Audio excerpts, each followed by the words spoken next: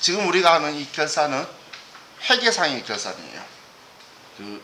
여러분들이 잡코리아라든지 뭐 이런 식으로 구인 광고하는 곳 있죠. 거기에 적혀 있는 결산들은 회계상의 결산이 아니고 법인 결산이에요. 그래서 회계상의 결산하고 법인 결산하고는 좀 차이가 좀 있어요. 그래서 우리가 구인 광고에서 법인 결산 나오는 거는 여러분들이 공부를 세무일급까지 하셔야지 할 수 있는 거예요. 그거는 법인 세법에 맞춰서 결산을 하는 거고, 지금 저와 같이 공부하는 건 회계 기준상의 결산을 이야기하는 거다라고 보시면 돼요. 근데 당연히 법인 결산하려면 이걸 알아야지 차이를 조정할 수가 있는 거예요. 우리 흔히 세무조정 이런 이야기 하죠. 세무조정이 회계 기준하고 법인 세법하고의 차이를 조정하는 거예요. 근데 회계에서 어떻게 장부에 쓰는지 모르면 법인 세법이 어떻게 한다고 한만 막 잘 알아봐야 뭐 차이가 나는지 모르겠죠. 그래서 이게 먼저 기본 토대가 된다라고 보시면 돼요. 자, 그럼 이 결산이라는 건 회계 기준에 맞춰서 흔히 표현할 때 기말 수정 분계를 한다라고 보시면 돼요. 그럼 결론적으로 얘도 분계죠. 회계 기준에 맞춰서 수정 분계를 할 건데, 이 기말 수정 분계의 첫 번째 작업이 우리는 손익 수정 분계라는 게 있어요. 손익 수정 분계는 수익과 비용의 정확한 인식을 하는 거예요. 발생주의 회계에 의해서 우리가 기준의 회계 처리를 안 한 게 아니고, 우리가 회계 기준에서 생각하는 수익과 비용은 발생주의예요. 자, 우리 수익과 비용은 발생주의 한다라는 거 저 처음 만났을 때 이야기 했었었죠. 그래서 그래 발생주의야라고 인지했는데, 사실 그렇게 말해놓고 나서 지금까지 저하고 여러분들 이야기할 때 발생주의는커녕 통장에 돈 들어오면 장부에 쓰고 안 들어오면 장부에 안 쓰고 있었어요. 물건이라도 넘겨야지 장부에 썼지, 아니면 아무 일이 안 일어나면 회계상의 거래가 발생했다고 우리가 인지 못하면 장부에 기록 안 하고 있었죠.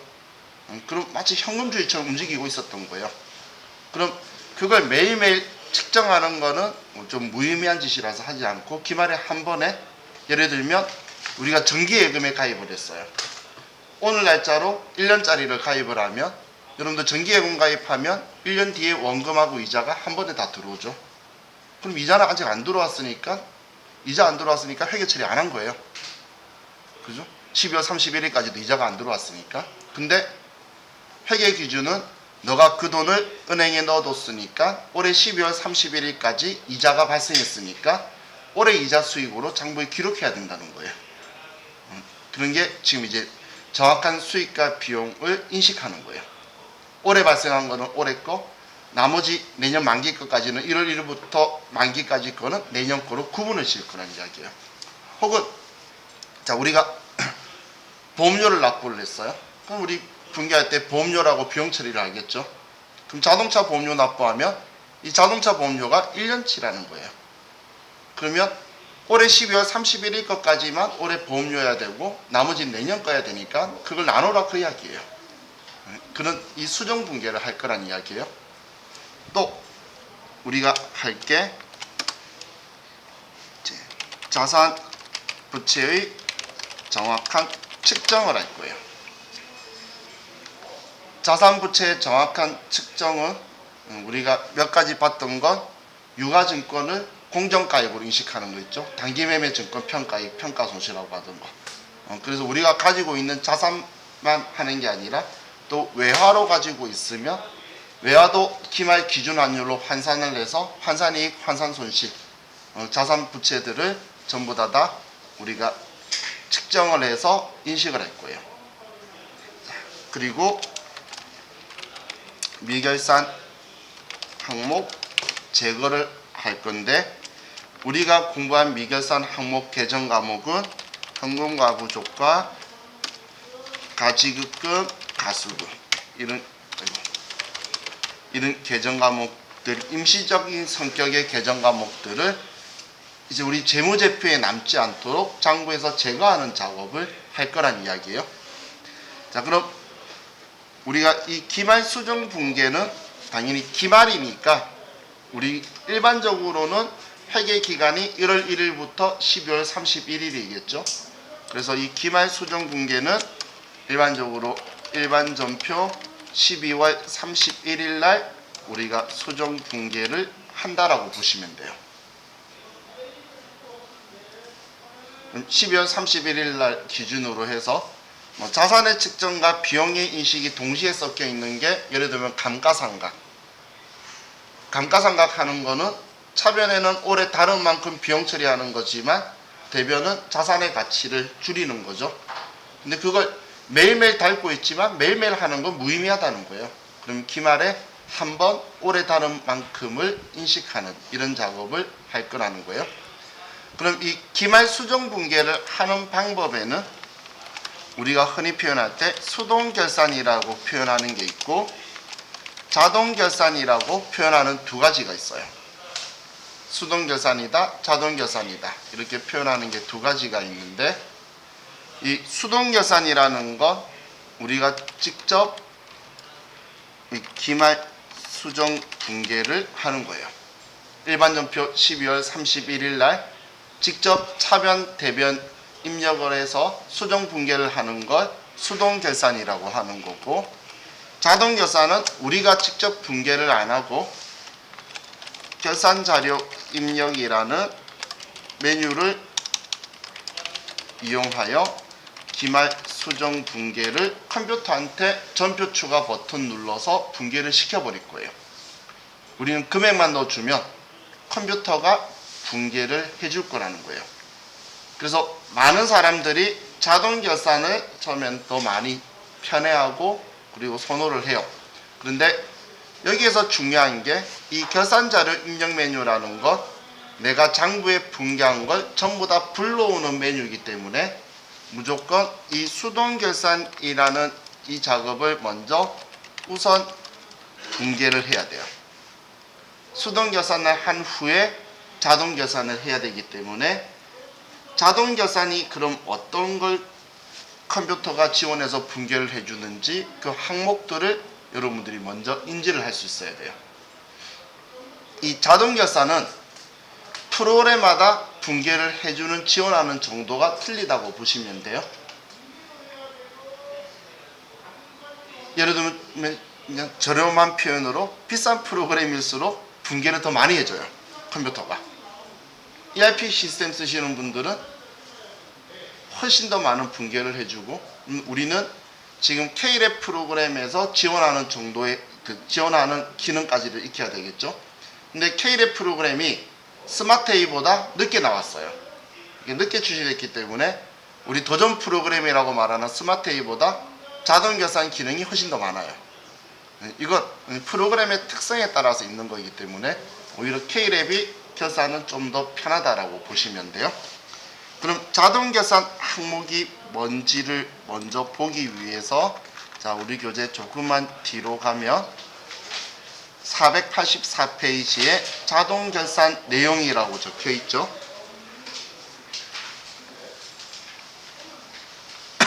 자동 결산 내용 484페이지에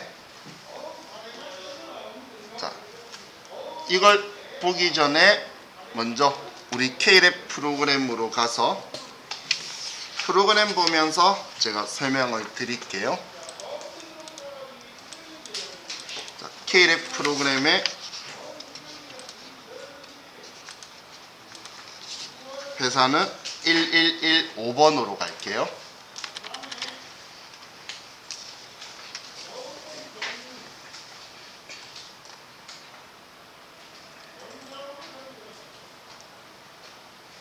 자, 1115번.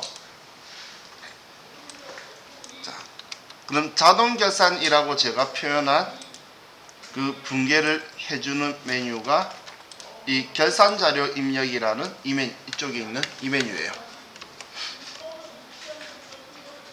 자, 그럼 결산 자료 입력 메뉴를 여러분들이 한번 클릭을 하셔서 자, 회계 기간은 쓰지 마시고 그냥 엔터 치세요. 엔터 치시면 1월부터 12월이라고 나오죠. 제가 엔터 치라고 말한 이유가 저도 시험 때 감독관도 나가고 하는데 뒤에서 보면 12월부터 12월 쓰고 난리도 아니에요. 그럼 일단 여기에서 붕괴한 거는 전부 다 틀린 거예요. 그렇기 때문에 그냥 엔터 치면 나오는데 괜히 신경 써가지고 틀린 거죠. 자, 그럼 이 결산자료 입력 메뉴는 일단 손익계산서라고 보면 돼요. 우리 손익계산서는 매출액에서 매출 원가 빼고 그럼 매출 총익 떼고 판관비 빼고 이런 이야기 있었죠.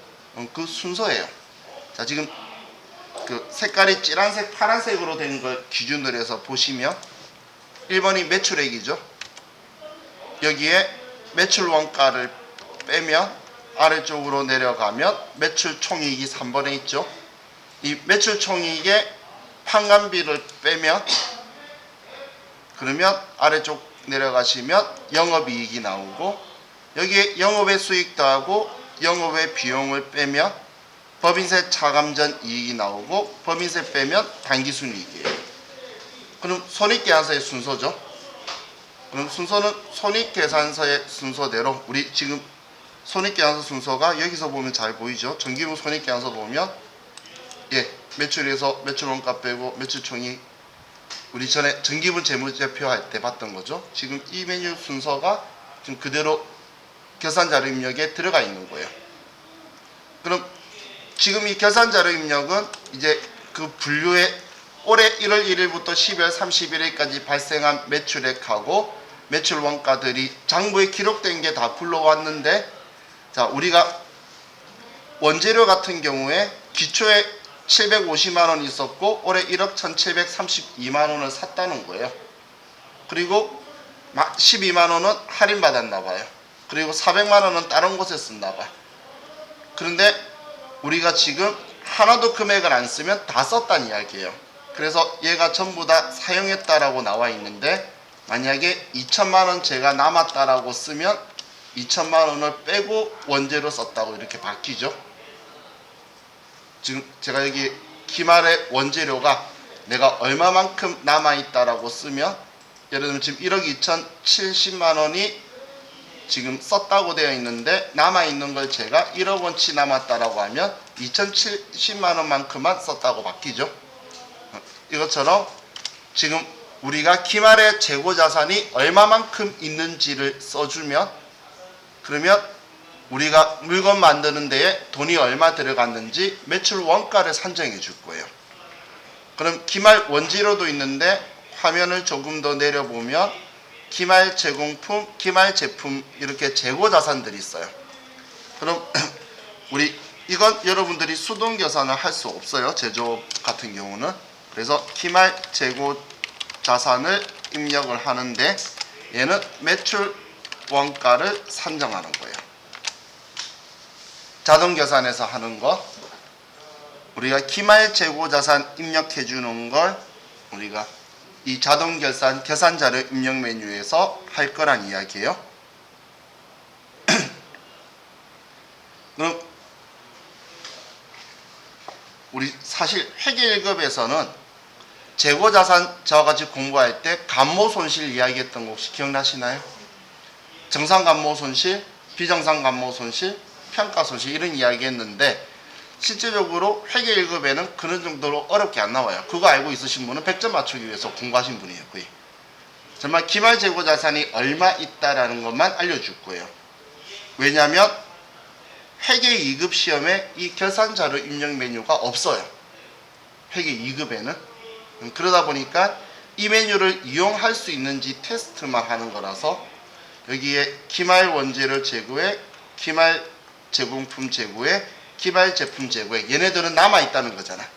그럼 이걸 뺀 나머지 돈들은 매출 원가를 구성했다라고 산정하기 위해서 남아있는 걸 써주는 거예요. 근데 물건 만드는 데에 원재료나 아니면 제품만 들어가는 건 원재료 이것만 들어가는 게 아니죠. 그래서 우리 여기 보시면 다 500번대 적혀 있죠.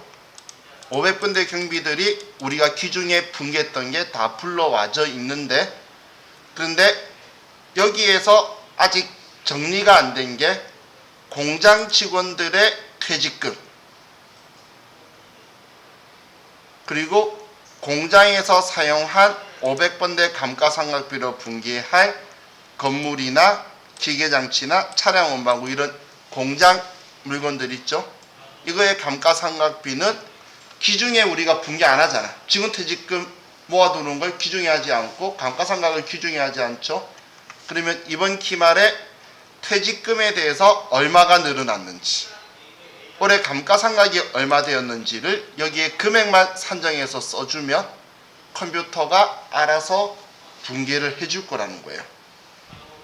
그럼 아래쪽에 내려가 보면 판관비는 800번대의 우리 사무직 직원들의 퇴직금, 그리고 판관비 쪽이니까 여기에 감가상각비도 800번대, 앞에 818번 적혀 있죠. 그럼 800번대의 감가상각비도 있고 물건 만드는 데 들어간 500번대 감가상각비도 있다는 거예요.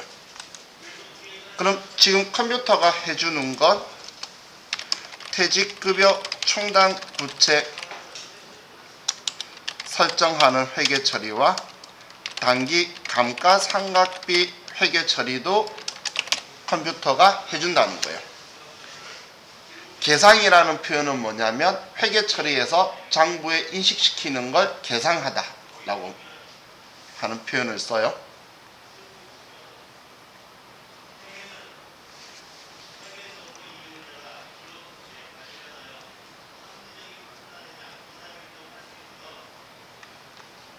그럼 퇴직금에 대해서도 해주고 감가상각비 하는데 이 감가상각비는 유형, 무형 둘 다 분기를 해줄 거예요.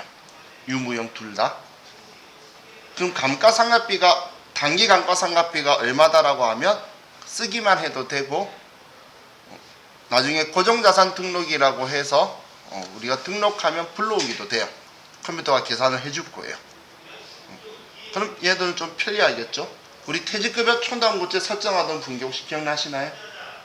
차변의 퇴직급여, 대변의 퇴직급여 총당부채 이렇게 분기했죠? 거기에 쓸 금액만 쓰면 컴퓨터가 알아서 해줄 거라는 거예요.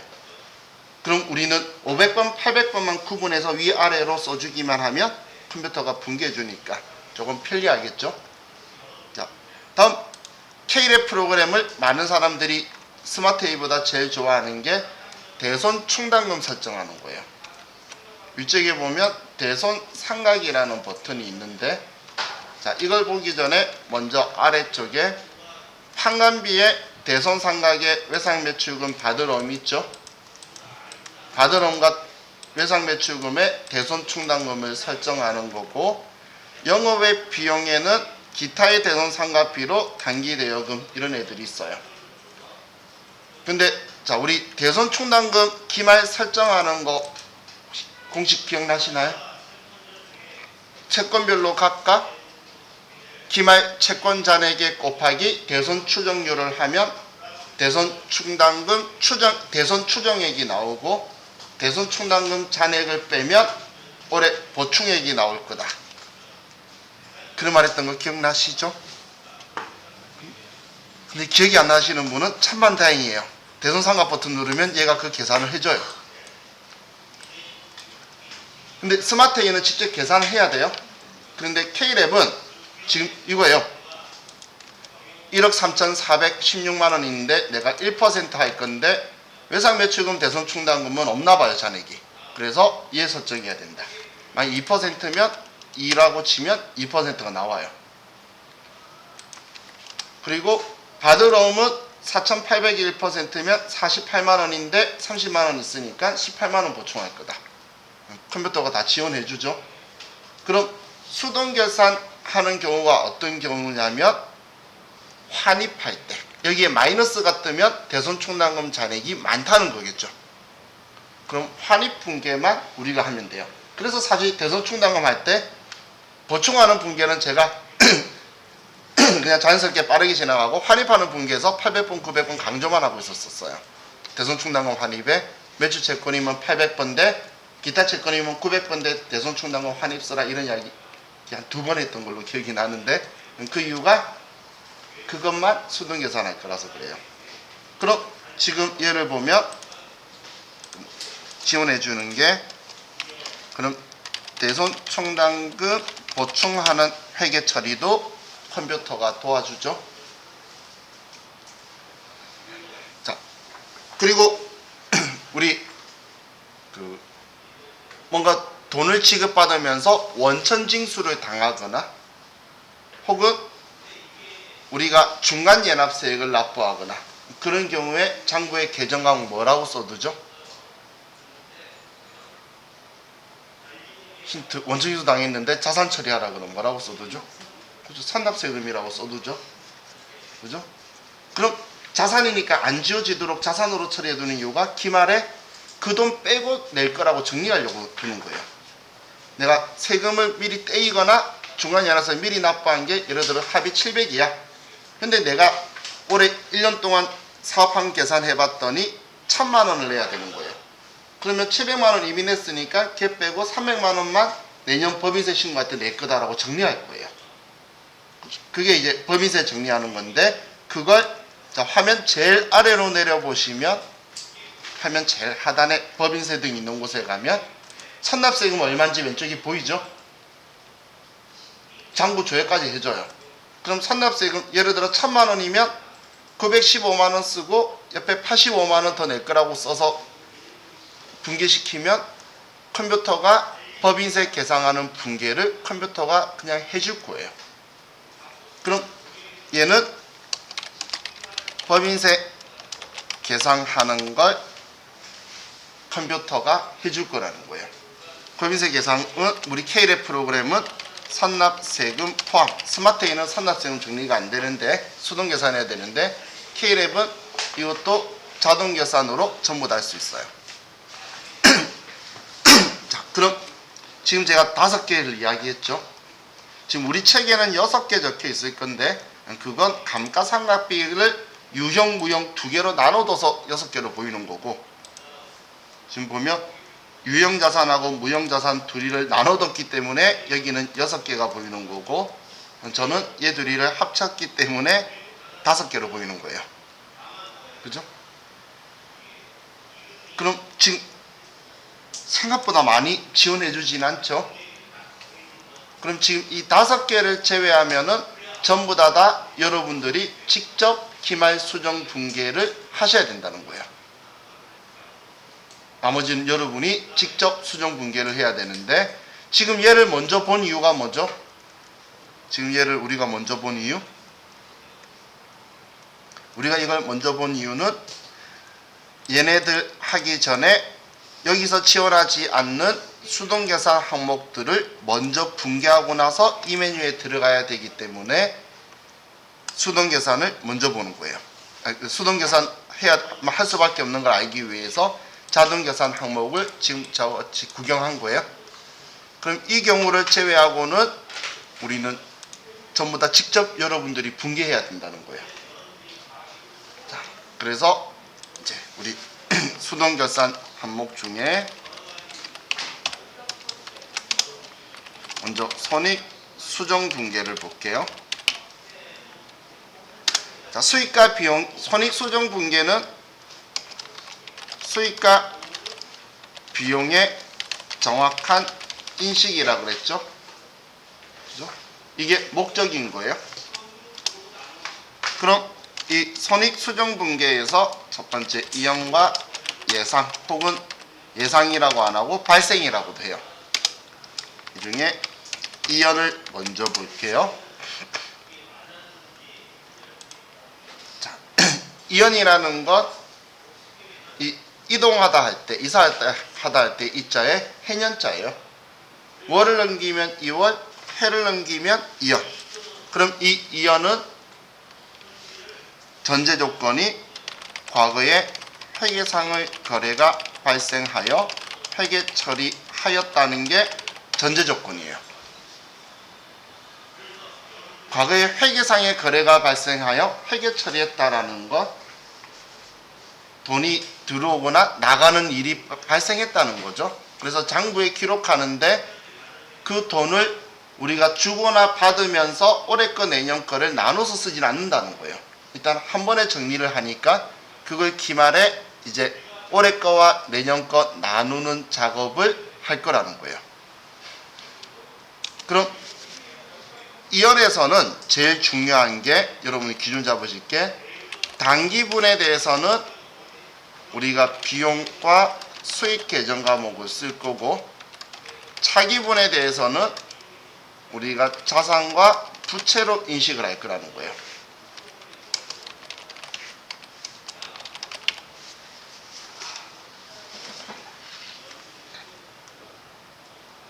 이게 제일 중요한 포인트예요. 올해 것만 수익 비용으로 남겨놓고 내년 거는 미리 준 거니까 아직 내 거야, 자산으로. 아직 내 거 아닌데 미리 받은 거야, 부채로 써두는 거예요. 그럼 수익과 비용 계정 과목은 우리가 많이 받기 때문에 알고 뭐 임차료, 보험료, 임대료 뭐 이런 것들이에요. 이자 수익. 그런데 자산 부채는 어떤 계정 과목이냐면 상급 비용이라는 계정 과목, 선수 수익이라는 계정 과목으로 미리 준 비용이다, 미리 받은 수익이다 라고 해서 자산과 부채로 내년 거는 장부에 남도록 해둘 거라는 거예요.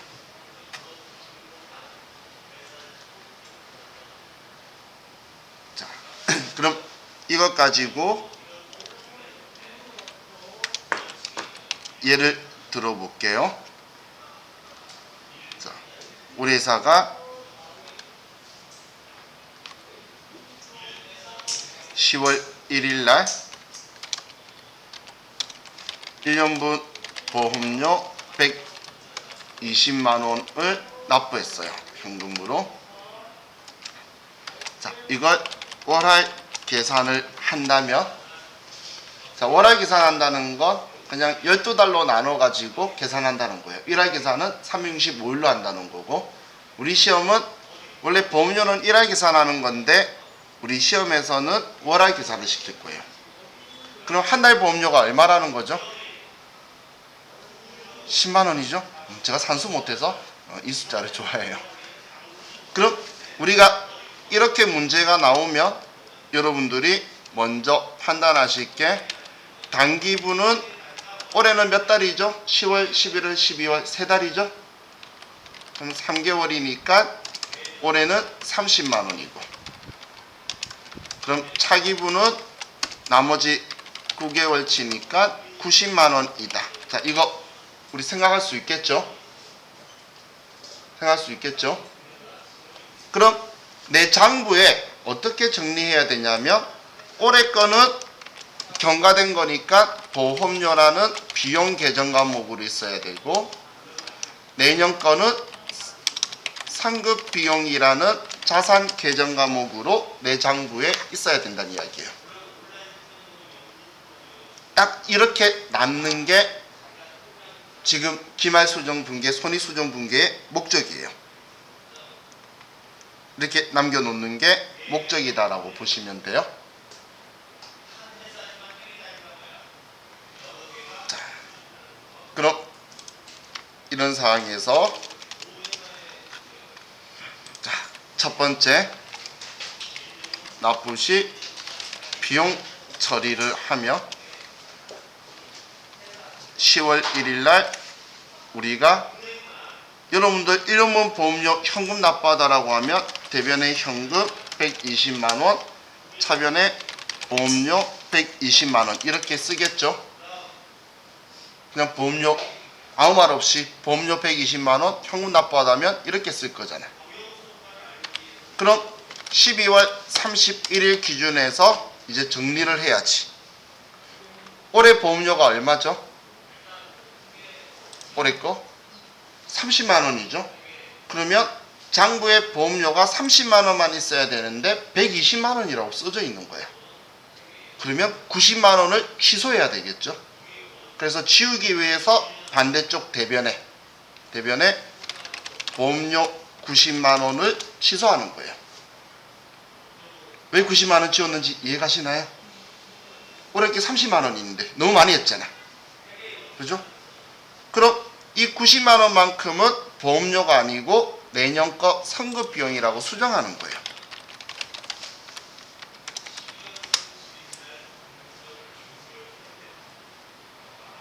얘가 정말 신기한 게 저하고 이야기할 때는 그렇지 그러다가 혼자 보면 계정과목부터 금액이 얼마가 어떻게 되었지? 이제 막 고민이 돼요. 왜냐면 제가 4가지 경우를 말할 거거든요. 그래서 제가 기준 좀 잘 잡아라는 거예요.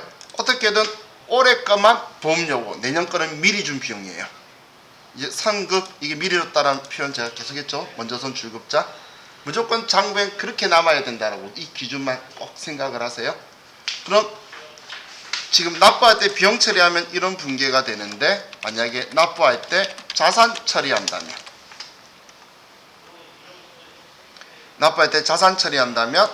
대변에 현금 120만원, 차변에 상급 비용 120만원 이렇게 처리했다는 이야기예요. 납부할 때 자산 처리했다는 거. 우리가 비용 납부했는데 이걸 자산 처리하시오 일반 전표에 나와도 상급 비용이라고 쓰자라고 했었죠. 그럼 이번에는 자, 얘가 10월 1일날 납부할 때 이렇게 처리한 거예요. 그러면 12월 31일날 상급 비용은 내 장부에 얼마라고 남아 있어야 된다라고 했죠. 상급 비용은 내년 부는 90만원이었잖아. 여기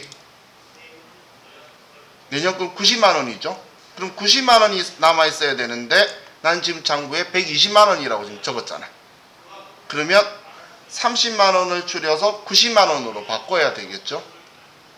그럼 대변에 상급 비용을 90만원 줄여주는, 30만원을 줄여주는 거예요. 그럼 90만원 남을 거잖아. 그죠? 지금 선급 비용이 90만원 있어야 되니까. 그럼 이 선급 비용 이제 미리 준 게 아니래. 그럼 올해 발생한 비용이죠. 올해 발생한 보험료니까 보험료로 30만원을 써주는 거예요. 자, 이 두 분계를 가지고 여러분들이 한번 보시면, 자, 지금 얘네들 있죠? 뒤에 분들은 안 보시겠는데, 자, 우리가 납부했을 때 이렇게 납부하든 이렇게 처리하든 간에 120만원인 걸 90만원 취소하면 보험료는 30만원 남고 선급비용 90만원만 남죠. 장부에는. 얘는 지금 90만원 취소해버렸잖아. 선급비용으로 처리해도 얘 30만원 취소하니까 90만원 남죠. 그리고 보험료 30만원이죠. 어떤 방식으로 납부할 때 처리하든 간에 기말 수정 분계했을 때는 올해 보험료 30, 선급비용 90만원 딱 그 남기는 게 목적이라는 거예요. 그래서 그걸 정확하게 먼저 목적을 알면 내가 수정 분계는 좀 더 생각을 할 수도 있겠죠. 그래서 납부할 때는 편리하신 아무 방법이나 해도 돼요. 기말 수정 분계만 정확하게 하면 똑같은 결과가 남는 거예요. 기말 수정 분계만 잘하면 똑같은 결과가 남게 되겠죠. 그죠? 그럼 이 이연에서 제일 중요한 게 뭐냐면 납부할 때에 어떻게 회계 처리했는지를 문제에서 먼저 파악해야 되는 거예요. 비용 처리했다, 자산 처리했다. 어떤 계정 과목으로 처리했다는 걸 알면 왜 편하냐면 이게 시작이잖아. 얘 반대로 어떤 걸 처리했던 간에 과하게 많이 했으니까 문제 나온 거잖아. 보험료 처리했어도 너무 많이 한 거고 선급비용 처리한 것도 너무 많이 한 거죠. 그래서 어떤 계정 과목이든 간에 뒤집게 돼 있어요. 그럼 어떤 계정 과목으로 처리했는지를 먼저 여러분들이 파악하셔야 되지, 이걸 파악 못하면 시작이 안 되는 거예요. 얘가 보험료일 수도 있고 광고 선전비일 수도 있고 임차료일 수도 있는 거예요. 그거의 자산 계정 과목은 다 선급 비용이에요. 제가 얘를 보험료로 든 거지, 어떤 비용 계정 과목이든 간에 그 비용 계정 과목의 자산 계정 과목은 선급 비용이에요. 자, 그럼 우리 비용 가지고 봤는데, 자, 이번에는 그럼 수익 가지고 볼게요. 자, 예를 들어서 이번엔 9월 1일 날 1년분 임대료 120만 원을 우리가 현금으로 수취를 했어요. 월할 계산을 하면, 자, 이번에 단기분은 4개월이죠. 그리고 차기분은 8개월이에요. 그럼 단기분 4개월이면 올해 40만 원이 올해 단기 거고 차기 거는 80만 원이 되겠네요. 그럼 단기분은 계정 과목이 수익 계정 과목이 임대료 수익으로 장부에 있어야 되고, 차기분은 미리 받은 수익이다 선수 수익으로 부채로 내 장부에 있어야 된다는 이야기예요.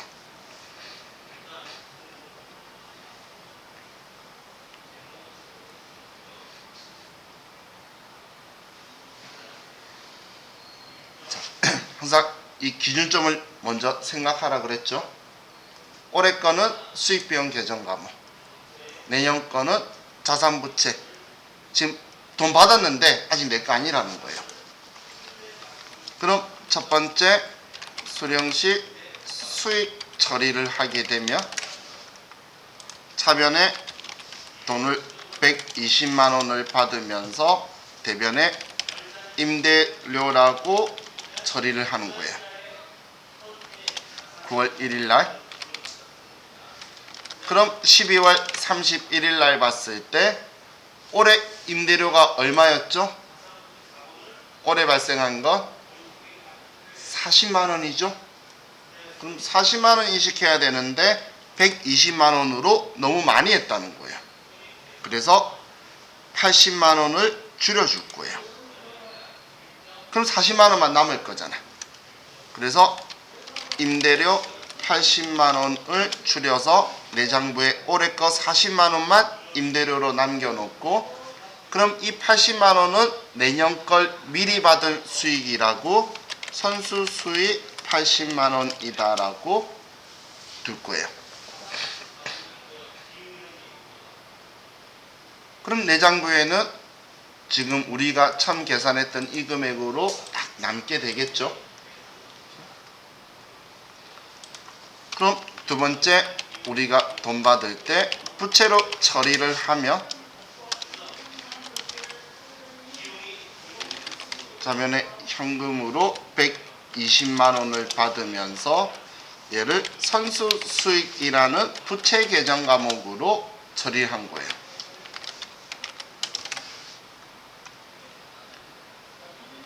자, 그럼 전부 다 아직 내 돈 아니야 라고 했는데 40만 원은 내 거죠. 40만 원은 이제 이 사람이 나간다 그래도 안 줘도 돼요. 매달 있었으니까. 그러면 40만 원은 이제 선수 수익이 아니니까 선수 수익 40만 원을 줄여주고, 대변에 이제 얘는 내 돈이에요. 임대료라고 수익으로 처리를 해버리면 되겠죠. 이번에도 어떤 계정 과목을 쓰든 간에 기말 수정 분계를 하면 임대료는 40만 원이고 선수 수익은 80만 원이다라는 결론은 똑같은 거죠. 그래서 지금 우리가 하는 게 목적이 수익과 비용의 정확한 인식을 하는 거예요. 올해 발생한 것만 수익 비용으로, 올해 거 아닌 거는 상급 비용, 선수 수익 이렇게 처리를 하는 게 목적이다라고 보시면 돼요. 그럼 이때도 똑같은 게 과거에 받을 때 어떤 계정 과목으로 처리했는지를 먼저 파악해서, 얘를 전액을 다 처리했으니까 과하게해서 얘를 반대로 줄여주는 거죠.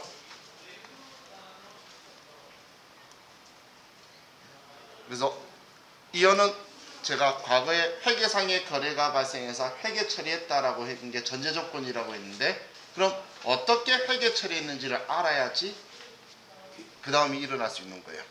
그럼 그걸 먼저 파악을 해야 되겠죠. 자, 다음 이제 예상 발생을 보도록 할게요. 자, 이 예상 발생이라는 것, 과거에 회계상의 거래가 발생하지 않아서 회계 처리하지 않았다는 게 전제 조건이에요. 얘는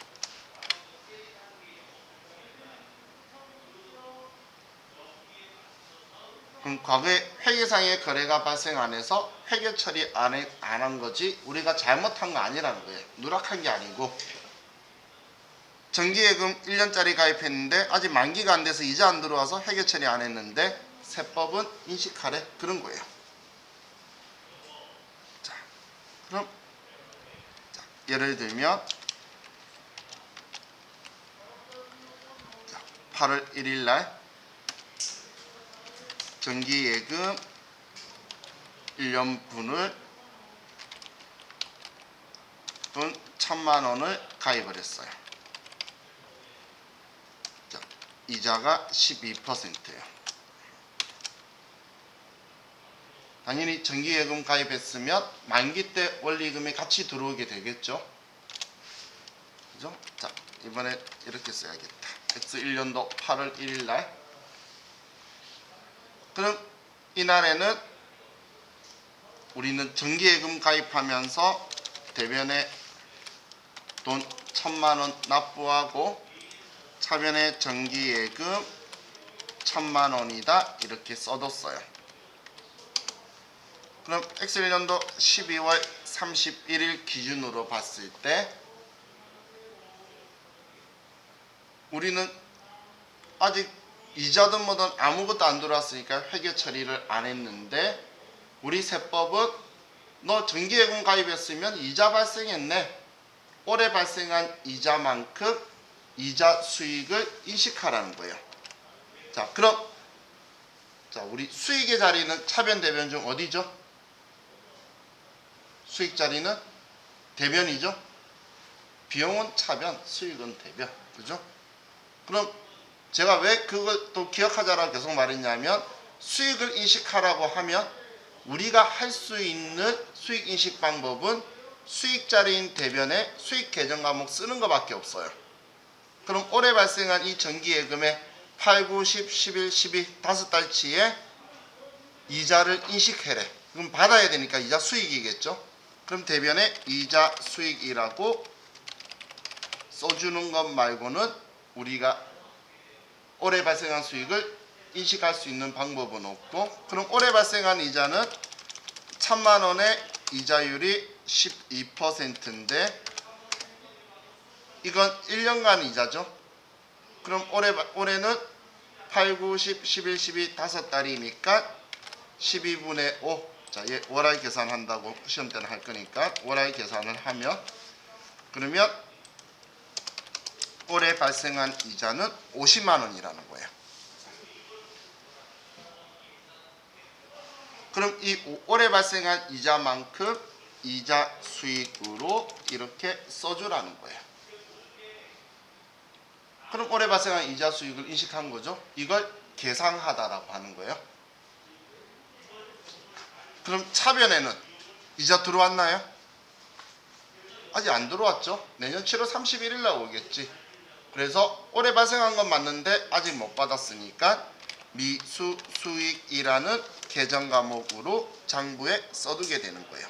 미수 수익이다.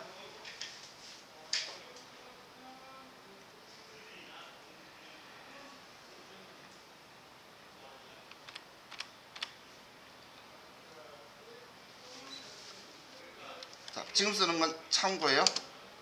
얘는 내년 7월 31일 날 이렇게 정리가 될 거예요.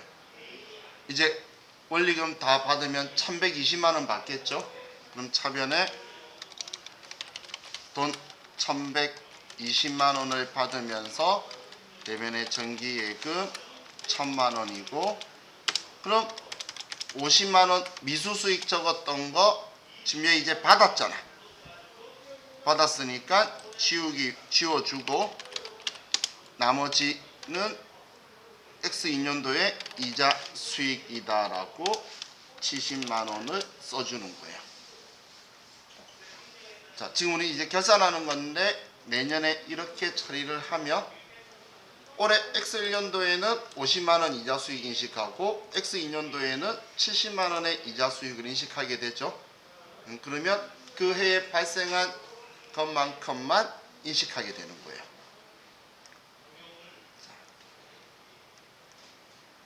얘 아시면 200점 맞으려고 하는 거고, 우리 회계 1급에서는 지금은 얘가 이제 필요한 건데 얘가 어떻게 없어지는지 보여드리려고 한 거예요. 그럼 올해 발생한 이자만큼 계산을 해서 이렇게 써줘야 되겠죠. 자, 다음 그럼 반대로 우리가 7월 1일 날 제가 제일 좋아하는 날짜예요. 시험에서는 딱 절반이니까. 자, 1년간 1000만원을 차입했어요. 이자율 12%. 이자는 월할 계산을 하면 X1년도겠죠. 자, 그럼 X1년도 7월 1일 날 우리는 1년간 돈 빌렸으니까 차변에 현금 1000만원, 대변에 단기 차입금 1000만원이다. 이렇게 돈을 빌렸어요. 그랬다가 X1년도 12월 31일 날 우리는 올해 발생한 이자만큼 이자 비용을 인식하래요. 차입금이니까 빌렸으니까 올해 발생한 이자 비용을 인식하려면 비용 자리인 차변에 이자 비용이라고 쓰는 것 말고는 내가 할 수 있는 비용 인식 방법은 없어요. 그럼 올해 발생한 이자를 계산하면 1000만원에 이자율 12% 곱하기 7월 1일이니까 6달, 12달 중에 그러면 60만원이겠죠. 사실 제가 7월 1일을 좋아하는 이유는 딱 절반이라서 좋아하는 거예요.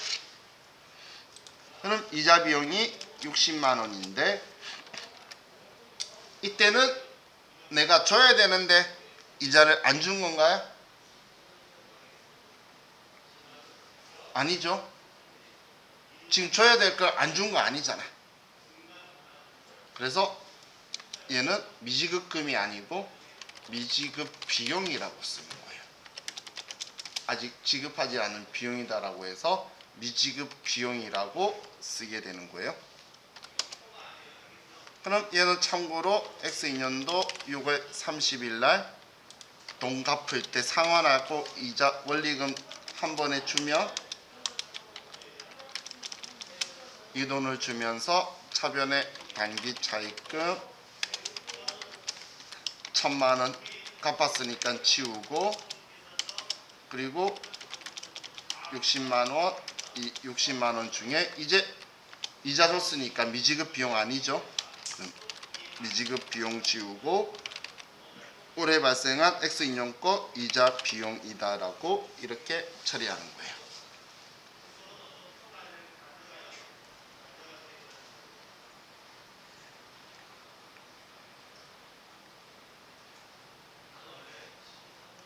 자, 이게 우리 예상 발생이라는 거예요. 자, 피곤하시죠?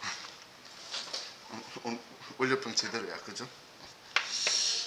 자, 우리 좀 쉬었다가 얘 응용한 것 조금 보고 또 다음 거 계속 볼게요. 쉬었다 합시다.